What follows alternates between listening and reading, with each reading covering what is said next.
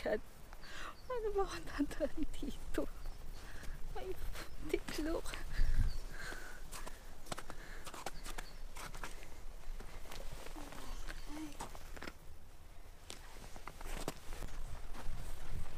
Hello mga kainday! Ngayon ay i-share ko sa inyo kung paano nga ba kaming mga Pilipino dito sa Moscow, Russia ay nakakapagpadala ng pera sa Pilipinas o remittance. Yun yung i-share ko sa inyo ngayon. Kasi 2 years na nagkaroon ang sanction ang Russia sa US dahil nga sa war between Russia and Ukraine. At dahil sa sanction na yon ay nawala ang international remittance mga bangko kasi hindi na pwedeng gumamit ng SWIFT code. So, paano kami nakakapagpadala ng pera? Kahit sa mga remittance app, basta yung magsasend ka mula dito sa Russia to Philippines or other country ay hindi na pwede.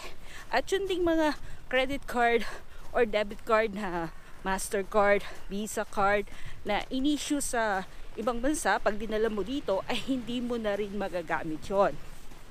So ngayon, paano nga ba kami nakakapagpadala ng hard-earned money sa pamilya namin sa Pilipinas? Kaya yun yung i-share ko sa inyo. Meron akong isang pupuntahan na kaibigan dito sa Moscow. Isa ito sa mga pinagkakatiwalaan.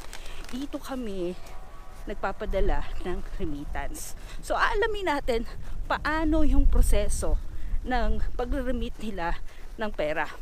Kasi hindi na nga ito dumadaan sa remittance center o dun sa bangko. So yun yung aalamin natin for today. Inday, Uday.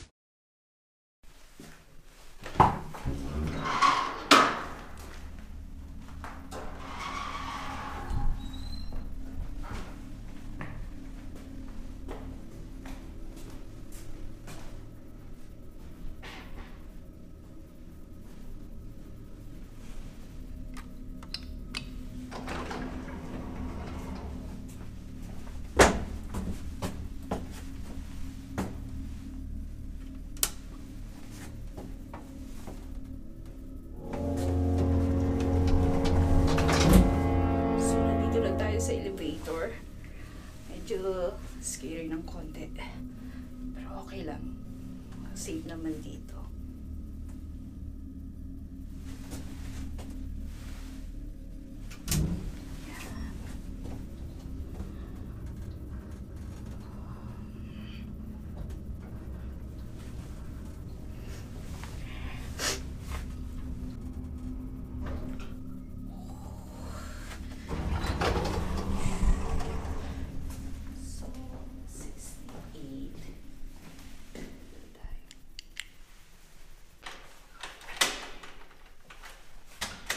Hello po. Hello, good morning. Hello, welcome to our unit. Hello, kabayan. Ay, siya. May magaling stela. May camera pang mayaman. Saan mo na binigyan? Ay, huwag mo na humarin. Pumasok ka doon. Diretso na dito. Oh, dito na sa loob mo. Hello po. Sister, ang malakasan ng kanyang vlogging, oh. Tama-tama may birthday. May birthday. Nagkakain. Birthday ni Masha Ber. Salo-salo. Masha Ber. Yeah. Happy birthday. Thank you. Kasi gusto ko i-share sa ating mga kainday kung paano nga bang nakakapagpadala ng remittance. Eh di ba wala Hindi namang kasi, international remittance sa mga bangko. Oo, So, meron paano? naman dito isang platform na nagagamit nila sa apps. Nakakapagpadala pa yung iba, pero minsan hassle kasi minsan pag nag-send sila, hindi agad nag-reflect sa Pilipinas yung amount na pinadala nila. Ay yung iba nagmamadali, emergency. So yun na nga, bali ang ginagawa natin, yung pera nasa Pinas na. Naka-ready na sa Pinas. So pag mayroong gustong magpadala, nagme-message lang sa akin, tapos babayaran nila ako ng rubles, tapos bibigay nila yung details ng receiver nila sa Pinas, ako na ang bahala. So kumbaga meron kang pondo. May pondo na sa nasa Pinas, Pilipinas. Sabihin, for example, magpapadala ako sa iyo, ibibigay ko yung rubles, and then yung pera magagaling sa Pilipinas. Sa Pilipinas, oo. Okay. Direct na yun sa Pilipinas. Tapos yung mga binabayad nyo sa amin, tinitrade naman namin. Kaya mabilis yung palitan ng mabilis lang. Okay. So kumbaga ito na yung parang naging personal business mo na to. Parang part-time, bukod sa paggawa ng part-time. hair. Ito na yung Kahit nakahiga ka, kumikita ka. Kahit nakaupo ka, kikita ka.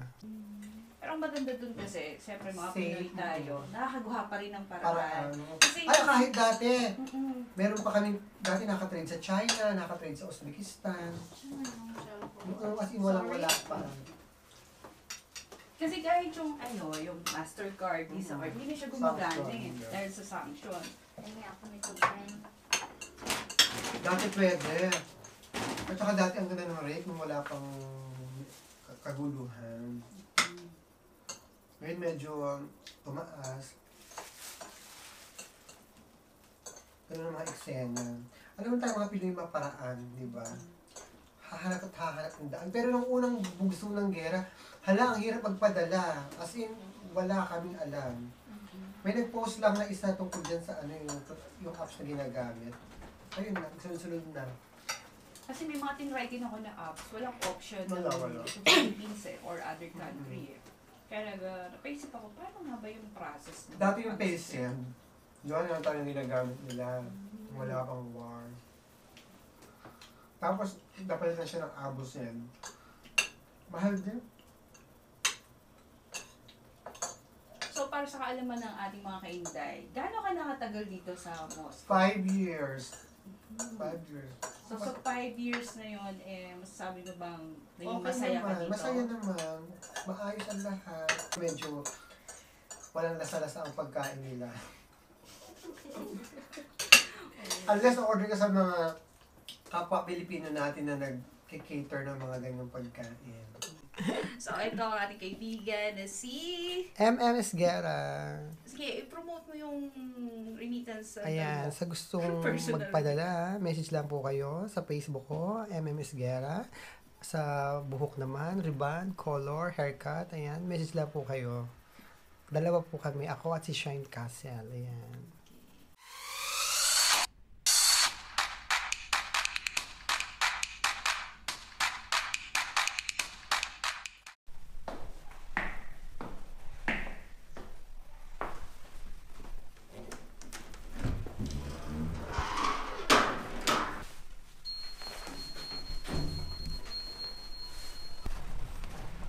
At natapos na nga natin mga kainday ang pag-i-interview, ang ating masayang kwentuhan at kainan kasama ang mga Pilipino dito sa Moscow, Russia.